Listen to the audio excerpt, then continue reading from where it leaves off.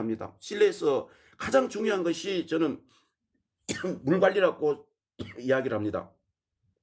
물 관리가 잘못되기 때문에 그 잘 크던 식물들을 고사를 시키고 없애버리게 되는 원인이 되거든요.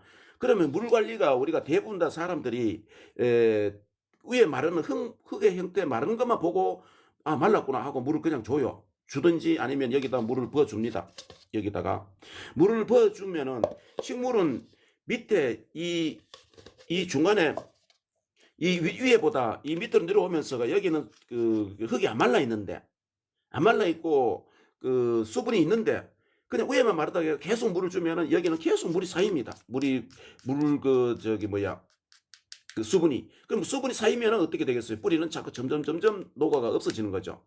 그렇다면 식물은 병이 들어가지고 이제 고사를 하는데 그럼 물을 이제 수분을 우리 그 초보자 도시민들이 그 쉽게 알 수 있는 방법은 이런 볼펜이라든지 사인펜 이런 걸 이제 이 길이가 요것만 해도 요 화분 같은 경우는 요것만 길이만 해도 충분한데 화분이 더 길 경우는 클 경우는 이보다 짝대기가 좀 더 길어야 되겠죠. 좀 그러면 여기다 뚫어 가지고 이렇게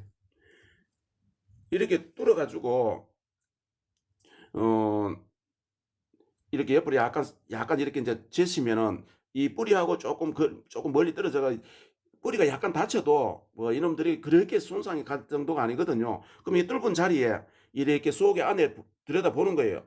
들여다보면은 수분이 이제 있다 없다를 눈으로도 유관이 어느 정도 됩니다. 그래서 이제 물 공급을 이렇게 해 주시라는 거. 그래야 이 식물을 건강하게 키우는 수분 관리가 되고요. 그다음에 이 구멍 뚫었는 구멍은 어 이렇게 흙을 가지고 덮어놔 버려야 흙을 한번 해보고 덮어놔 버려야 그 구멍을 이렇게 공기가 안 들어가야 또 이렇게 다음번에 그 측정을 해가 보고 보는데 정확하겠죠. 이거 그냥 해놔보면 또 이 부분은 건조기가 말라가 있어요. 그 전조가 말라가 있고 또 특히 또 비료를 투입하거나 그 16가지 원소 등을 그 자재들을 알로 되거나 뭐 분재로 된 거나 이런 것들을 물에 희석해가 주지 않고 여기다가 그 흙에다 넣어 줄 경우는 이렇게 구멍을 뚫고 차숟갈로 조금씩 아주 과하지 않게끔 그 비료하고 복합 비료나 이런 것들을 요소 사용은 가급적이면 피하고요. 복합 비료를 이쪽에다 조금씩만 투여를 시키면 채소는 이렇게 성장하는 영양 공급은 될 수가 있고 아니면은 이제 그 비료나 이런 영양분을 물에다 녹여 놓고 물을 줄 때에 여기다가 담가 주는 겁니다. 조금씩 그 적정하게. 그래서 물에다 해주면 이 뿌리에서 그 뿜어 올려야만 이 밑에서부터 그 영양분이 뿜어 올려야만이 식물은 건강하게 크는데 위쪽에서 비료물을 키우기 위해 가지고 위쪽에서 스프레이를 만약에 잎에다 주게 된다면은 처음에는 잎이 그 녹색이라든가 진해요. 이게 그 비료 기운이 가거나 이러면은 그런데 이 잎만 자꾸 무성하게 돼 가지고 뿌리 쪽은 연약해져요. 그 위쪽에서 그 옆면 시비를 해 가지고 비료 공급을 하는 경우에는 그래서 가급적이면 실내에서는 위에서는 물을 주는 거를 금해야 됩니다. 건강하게 키우려면 위에서 어쩔 수 없이 농약 병해도 막아내고 해충도 막아내려면은 그 이제 거기에 준하는 맞는 농약을 써야 되잖아요. 뭐 실내니까 화학 농약은 쓸 수가 없잖아요. 친환경 농약을 사용을 해야 되는데 자가 제조를 하든 어떻든 독초를 가지고 만든 걸 하든 위쪽에다 뿌려야 되는데 그렇게 해야 할 경우에만 위에 옆면 살포를 하고 영양분이나 16가지 원소를 투입할 때는 이런 구멍을 뚫어 준다든지 아니면 밑에다가 물비료를 녹여놨다가 이렇게 넣어 줘야만 된다는 거. 위쪽에서는 영양 공급을 가급적이면 하지 말아야 된다는 거. 잎에 주면은 병의 원인이 된다는 걸 꼭 기억하시기 바랍니다. 그래서 이 샐러리가 자라면 원래 그 5월달에 심어가지고 지금까지 이렇게 컸는데 여기 그 잎을 계속 땄어요. 이 옆에서 따가지고 그 여름을 거쳐온데 이게 여름 공기 때 도시에서 이렇게 살아남았다면 이건 아주 샐러리는 그게 뭐고 강한 어떤 그런 건강한 채소잖아요. 제가 그 여름에 파슬리 농업은 실패를 했어요. 더워가지고 뿌리가 녹아버리더라고요. 파슬리는 그 물에다가 이렇게 키울 수가 없잖아요. 물에다가 키우면은 그 물 조종하기가 어려워요. 파슬리는 물을 그렇게 좋아하는 식물이 아니기 때문에 물을 좋아하는 식물만 이제 이런 저명 관수 그 화분에다가 심어서 해야 된다는 거. 물을 싫어하는 식물을 여기서 하면 실패되겠죠, 대부분. 상추도 물을 어느 정도 좋아하는 식물이라서 상추도 여기다 저면관수 화분에다가 심어서 관리를 하면 됩니다. 물을 조정을 하면 되고요. 물을 싫어하는 뿌리가 있는 물을 싫어하는 작물은 이곳에다 하면 안 되고, 이렇게 흙에다 담아가지고, 아까 이런 화분처럼, 화분처럼, 흙을 담아가지고 이렇게 관리를 해야만이 건강하게 키우지, 이런 저면 관수 화분에는 안 맞다는 거 꼭 기억을 하시기 바랍니다.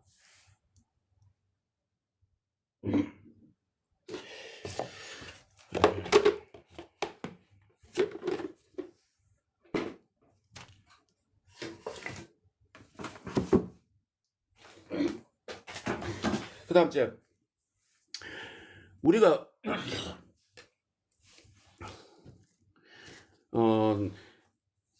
이 방안이 됐든 실외가 됐든 큰 농업을 하든 작은 텃밭 농사든 우리가 식물을 건강하게 키우려면 아까 제가 햇볕하고 공기하고 물하고 그 세 박자가 한 사이클이다라고 제가 가장 중요하다라고 말씀을 드렸는데, 그 다음 째 이제 그 뒤에 이제 또 그것만 가지고 또 식물을 건강하게 키울 수가 없죠. 그 뒤에는 영양이 따라줘야 되고 또 생리장애가 따라줘야 되고 또 농약이, 그러니까 병을 예방할 수가 있어야 되고 해충을 예방할 수가 있어야 되잖아요. 겨울철에는 그렇게 실내에서 해충이 많이 발생이 되지 않습니다만은 간혹 총체라든지 온실 가루이 같은 이런 해충들이 방 안에서 진딧물이라든지 이런 것들이 미세 해충들이 발생할 수가 있습니다. 근데 이제 해충들이 좋아하지 않는 식물, 상추도 진딧물을 별로 진딧물 약을 살포를 하지 않아도 상추도 향이 있어서 진딧물이 잘 발생하지 않고, 또 파슬리도 이 파슬리 향으로 인해 가지고 해충들이 잘 발생되지 않고, 또 샐러리도 진딧물하고는 총체하고 이런 것들은 간혹 발생이 됩니다만, 그렇게 다른 식물처럼 십자화과 그런 채소들, 배추나 어떤 십자화과 양배추처럼 그런 채소들처럼 이렇게 해충들이 발생되지 않기 때문에 재배 관리하기가 쉽습니다. 그러나 병은 또 예방을 계속 해줘야 되잖아요. 병은 발생될 수가 있기 때문에. 그래서 제가 농업을 할 때 약 한 60% 정도가 엽채류 농업을 했는데요. 해발 한 600고지 정도 되는 데서 하우스 농업이 약 한 70%, 하우스 농업이 한 70%, 그 다음 째 노지 농사가 한 30%. 요즘 비를 맞으면은 토경에서 농업을 해가지고 제대로 된 수확물을 얻을 수가 없어요. 이런 옥수수라든지 어떤 이런 걸 제외하고는 열매 과일 농업 같은 어떤 그런 애호박, 또 아니면은 토마토, 뭐 딸기, 수박 이런 종류들은 노지 농사가 비를 맞고 농사 지어가는 실패할 확률이 거의 90% 이상입니다. 그렇기 때문에 그 많은 비용을 들여가지고 그런 농업을 실패할 확률이 높은데 노지 농업을 한다는 것은 매우 참 어리석은 일이겠죠. 그래서 시설을 갖춰가지고 유리 온실이 됐든 비닐하우스가 됐든 하우스 농업을 지금 하고 있는데요. 노지 농사를 해야 되는 경우는 뭐 배추, 무, 뭐 이런 어떤 이런 양배추 이런 작물들, 당근, 그런 노지에 또 넝쿨을 올려가지고 하는 호박 같은 거, 맷돌 호박이라든지 이런 식물들은 구근으로 되어 있는 것들은 노지 농사를 하고 있습니다만, 엽채류 농업이나 과일 농업은 사과를 제외한 사과, 봉숭아 어떤 이런 나무류 종류를 제외한 채소류는 하우스에서 비가림 재배로 하우스에서 재배를 해내야 됩니다. 그러면은 이제 거기 사용하는 농약들이 뭐 GAP 농업 같으면은 GAP에 맞는 화학 농약을 사용하면 될 것인데, 저는 친환경 농업을 했기 때문에 친환경 농업에 사용할 수 있는 병의 자재가 그렇게 흔하지를 못하고 또 효능이 많이 기대할 만큼 효능이 안 나타나잖아요. 그래서 그 참 상당히 친환경 농업을 하는 사람들이 애로가 많습니다. 근데 이제 제가 거기 사용했던 친환경 자재 중에 병해 관리용 자재 중에 이렇게 프로폴리스 성분을 함유한 이 제품을 이제 구매를 해가지고 이게 유기농업의 자재가 등록대가 있고 또 이게 특허 제품인데요. 우리 경북 포항에 있는 그 진농산업이라는 곳에서 이 꿀벌의 천연 항생 물질인 그 프로폴리스를 이용해 가지고 우리 농업인들에게 그 곰팡이균 병의 약재로 이렇게 사용할 수 있도록 이 제품을 한 건데, 저는 이 제품으로 그 농업을 하면서 많은 관심을 받았습니다. 매스컴에서부터고 도시민들에게도 이런 안전한 것을 가지고 사용을 해가지고 먹거리가 이렇게 출고된다는 걸 아시는 분들은 단골 고객들이 그렇게 많았습니다. 이렇게 이런 제재를 사용함으로써, 그래서 유황이라든지 아니면 프로폴리스라든지 어떤 이런 걸 활용을 해가지고 제가 농업을 했고, 병의 자재로서 이용을 했는데, 그러면 이 한 가지만 계속 사용하면 어떻게 되겠어요? 내성이 생겨가지고 효과가 안 나타나겠죠. 그러면 이걸 한두 번 사용하고는 또 다른 물질로 교차를 해가지고 다른 걸 사용하다가 다시 또 이걸 한 달, 두 달 후에 다시 또 이 제품을 또 사용을 하고, 이렇게 반복으로 돌아가면서 이렇게 사용을 했습니다. 그러면 두 번째, 또 이제 사용한 병의 약재 한 거는 이렇게 시엘로 이산화염소 이야기를 많이 들어보셨을 거예요. 시엘로 이산화염소 뒤에 관로체가 있는 산소계 이건 제외해 놓고요. 시엘로 이산화염소는 우리 일상생활에 사용되고 있는 실내, 실외 소독, 살균 어떤 이런 정화용에 사용되는 것이 시엘O2 이산화염소입니다. 이산화염소인데 그 중에 염소계를 가지고 대부분 우리 일상생활에 제품화가 돼가 사용하고 있습니다. 그런데 그 염소계는 유해 물질이 있어가지고 ppm의 어떤 이 관리를 상당히 조심을 해야 되고 화학 물질을 조심해야 되는데, 제가 사용하는 이 산소계는 이산화염소긴 염소인데 다른 계통의 분자예요. 그러면 이 산소계가 식물 병해 예방 살균제로 사용을 해도 됩니다. 왜냐하면은 이게 식품 원료로도 쓰기도 하고, 시엘로 이산화염소가 이게 세계보건기구나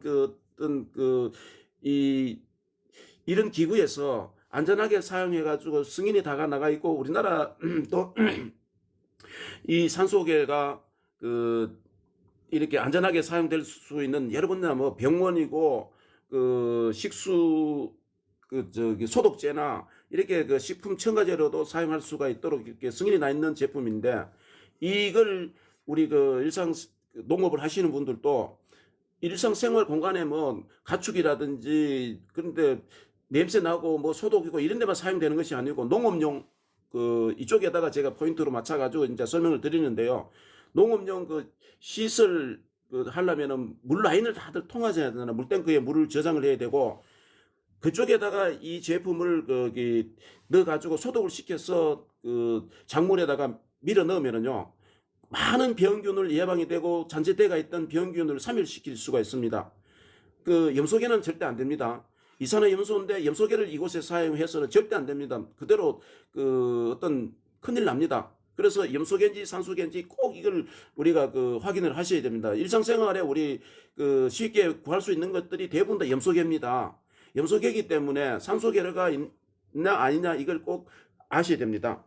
그래서 농업을 할 때 농약 속에도 이걸 첨가물로 타가지고 농약 상승되게끔 이렇게 곰팡이균이라든지 여러 가지 병균을 예방하는 데 도움이 되고 있고, 특히 지금 아까 제가 얘기했다시피 농용수 저장 탱크에 물을 지하수를 대부분 다 올려가지고 사용을 하잖아요. 지하수 올려가지고 사용하면은 대부분 다 저게 됩니다. 철분이라는 게 나와가지고 철분이 식물에다가 투여되면은 물이 공급이 되면은 인산을 아주 이동을 못 시키고 식물에게 인산 공급을 막아버려요. 그렇다면은 어떻게 되겠습니까? 철분을 줄여줘야 되는데 그 철분을 줄여주는 게 이 산소계, 이산화염소, 산소계가 도와준다는 걸 꼭 기억하고 계셨다가 활용을 해보세요. 제가 오늘 또 설명을 하다 보니까 많은 시간이 지나가가지고 잠깐만 또 설명 하나만 더 드리고 마치 종료를 또 해야 되겠습니다. 이게 이제 수입된 우리 EU 쪽에서 수입된 제품인데요. 이 20g 하나 가지고 요 한 알이 들었는데 20g 하나 가지고 물 1톤에서 2톤의 소독을 할 수 있는 어떤 방법으로 쓰느냐 따라 가지고 소독제로 사용할 경우에 이제 제가 설명드립니다. 식수를 할 경우는 이보다 더 낮아야 되겠죠. 더 적게 투여해야 되고 많은 양 물이 3톤, 4톤의 이 하나를 연다든지 해야 되고요.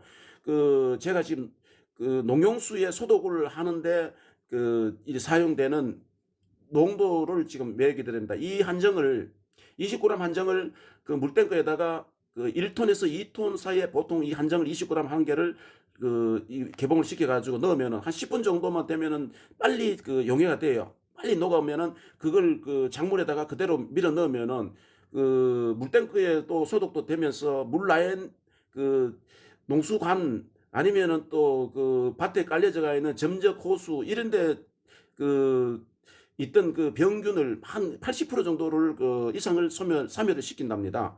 정말 획기적이에요.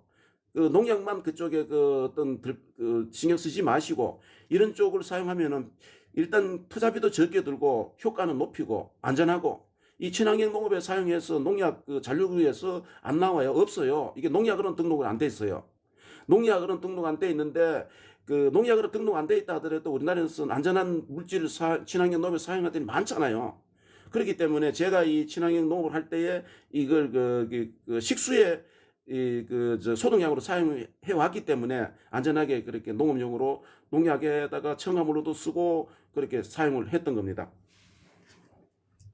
뭐 그 이외에도 여러 가지 이 작물을 키울 수 있는 16가지 원소가 이 식물에게는 필요하다 했잖아요. 그 원소들을 또 투여시키는 거는 다음 시간에 제가 설명을 드리고 오늘은 이제 제가 여기서 이제 앞에 있는 저 텃밭을 구경을 시켜드리고 오늘 방송은 또 종료하도록 하겠습니다.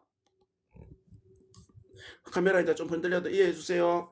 이제 아까 버섯을 재배한 키트는 마른 곳에서 제가 열흘 동안 이제 건조를 말려야 되기 때문에 내일부터 라이브에서는 이 버섯 재배 요 모습은 제가 보여드리지를 못하고 다음에 요게 열흘 후에 제가 관리를 재배할 때 내 가지고 다시 라이브에다가 하는 방법을 소개를 시켜 드리겠습니다.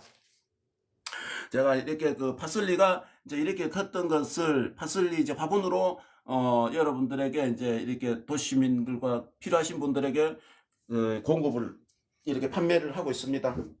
요건 파슬리 좀 뿌리를 심어 가지고 요 정도 컸고요. 요가 이제 파슬리 뿌리를 심은 지가 한 열흘 정도 됐는데 이렇게 컸습니다.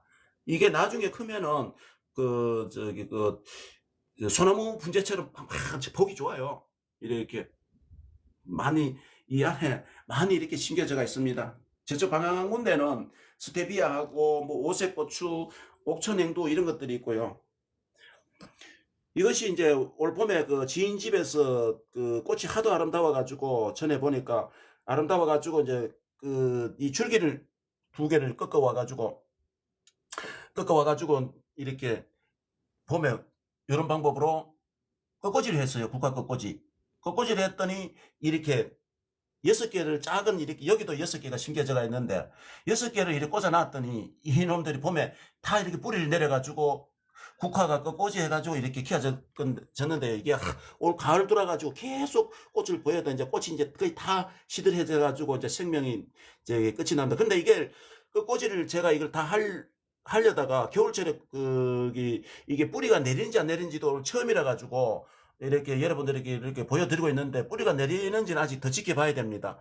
그래서 이걸 줄기를 제가 이렇게 못 꺾어버리는 거는 이 줄기에서 밑으로 영양이 내려가야만이 월동이 돼가지고 내년 봄에 새싹을 틔우는데 지가 활착이 좋게 올라옵니다. 만약에 위에다 줄기를 지금 끊어버리면은 영양분이 없어지겠죠. 이놈이 겨울철에 지금 실내지만은 겨울철에 이놈도 영양 부족으로 내년에 어떻게 잘못될 수가 있습니다. 이쪽에 있는 거는 이제 계란 코스모스인데 이게 원래 봄에 부터 계속 가을까지 꽃이 아름답게 좋게 보여졌고요. 불면증이 있는 분들은 꼭 이걸 지켜봐 주세요. 불면증, 우울증 있는 분들. 제가 불면증이 있어가지고 이렇게 양파를 여기다 심은 게 아니고, 양파가 이제 원래 가을에 9월달에 심어가지고 계속 컸는데 이제 양파가 밑에 뿌리가 다 썩어버려가지고 제가 며칠 전에 이렇게 다시 여기다 양파를 심어놨어요. 그 양파, 요거는 지금 양파는 아닌데요. 요게 그 쪽파인데, 쪽파 모종이 있어가지고 이렇게 심었는데, 양파가 올라오면은, 이런 방법으로 올라오면 이제 베어 묻기도 하고 하는데, 여기 옆에가 이제 그 쪽파입니다. 쪽파. 아파트형 쪽파. 여기는 물 공급하는 물통. 밑에 이제 옆에다가 칼집을 조금씩 내가지고 물을 어느 정도 부어놓으면 물이 이제 조금씩 떨어져가지고 물수분 공급이 되고 있고요. 칼집을 많이 내버리면 물이 한꺼번에 쭉 빠져가지고 이거 안 됩니다. 그리고 제가 어제 물을 줘놨더니 물에서 이제 영양분이 나와가지고 밑에 물 색상이 이렇습니다. 그 물 색상이 이러면은 나중에 걸레라든지 휴지를 이용해가지고 요걸 좀 닦아가 물 제거를 해줘 보면 되겠죠. 안 그러면 드러내가지고 한번 씻어주기도 하고.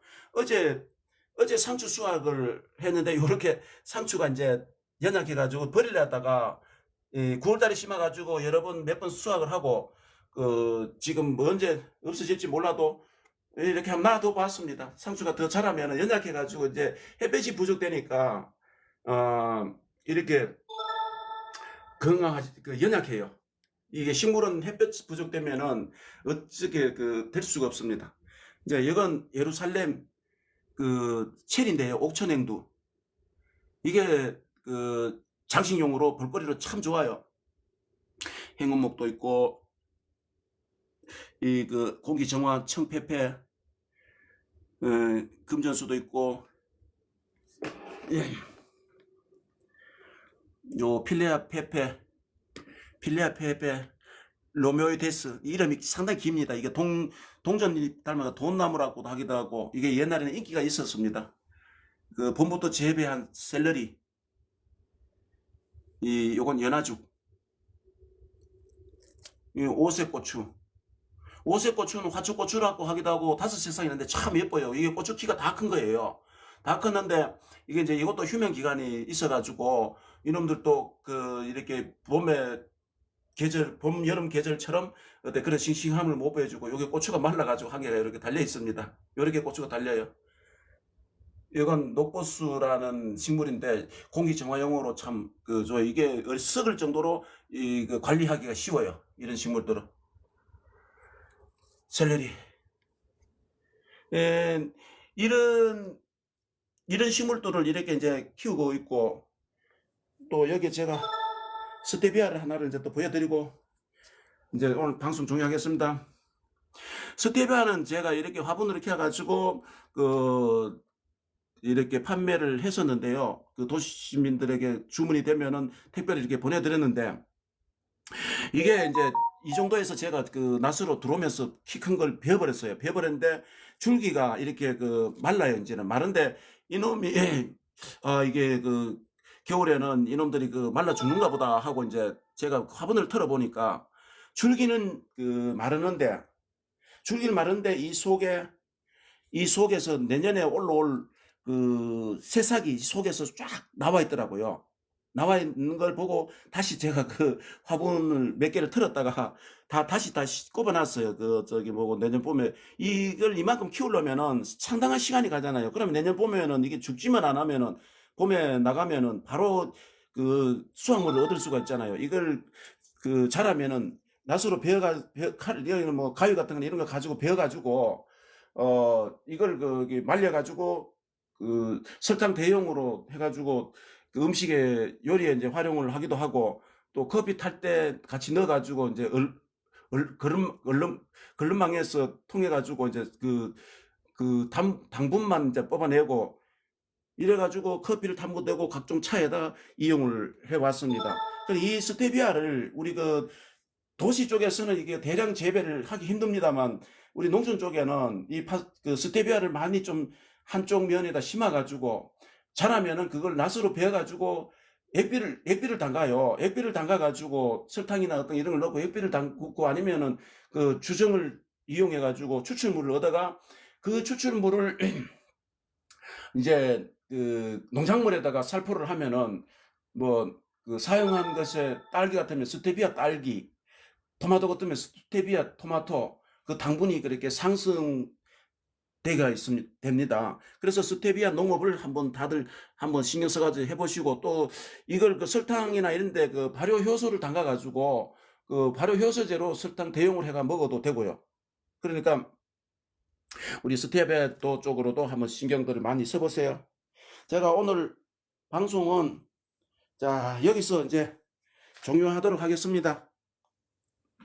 오늘 또 저희 방송 시작한 지가 거의 1시간이 다 됐는데 이렇게 1시간 미만으로 제가 그 방송을 쭉 계속 이런 그 모습들을 보여드리고 또 제가 그 식물 관리 방법에 대해 가지고 이렇게 방송을 해드리가 있으니까요. 식물 경험했던 이야기를 듣고 싶은 분들은 그 오후 4시에서 딱 정해진 시간은 없습니다만 보통 한 오후 4시 때부터 5시 사이에 이제 이렇게 방송을 하려고 노력을 하고 있습니다. 그 시간대 이렇게 일하시다가 한번 켜놓고 저희 방송을 지켜보면서 그 식물을 키우는데 조금이나마 도움되고 또 농업을 하시는 분들에게는 저비용으로 농사를 지으면서 효과도 많이 높일 수 있는 그런 방법을 제가 그 경험했던 이야기들을 전달해 드리려고 노력하니까요. 한번 저희 방송을 그 이렇게 관심 있게 지켜봐 주세요. 그리고 또 아까 제가 이런 그 키트는 저희 포스푸드 케어 네이버 쇼핑에서 그 판매가 되고 있으니까 아이들 나 이런 가정들도 하나씩 구매를 하셔가 한번 키워보세요. 한번 직접. 제가 지금 오늘 17일차 만에 이렇게 수확을 했습니다. 17일 만에 수확을 했는데 다른 때보다 한 3일에서 4일, 5일 정도가 늦어졌어요. 늦어졌다 보니까 아까 이 버섯 줄기가 이렇게 말랐습니다. 벌써. 그게 좀 이렇게 물컹물컹한 정도가 돼야만이 자라는데 이미 그 수확 시기가 늦었다는 거죠. 그래서 이런 걸 또 오늘 경험을 하면서 여러분들에게 전달해 드렸습니다. 자, 여러분 오늘 또 남은 시간 모두 다 건강하시고 안전하고 힐링되는 시간 되세요. 항상 저희 그 포스푸드 케어와 함께 해주신 분 감사드립니다. 오늘 방송 종료합니다.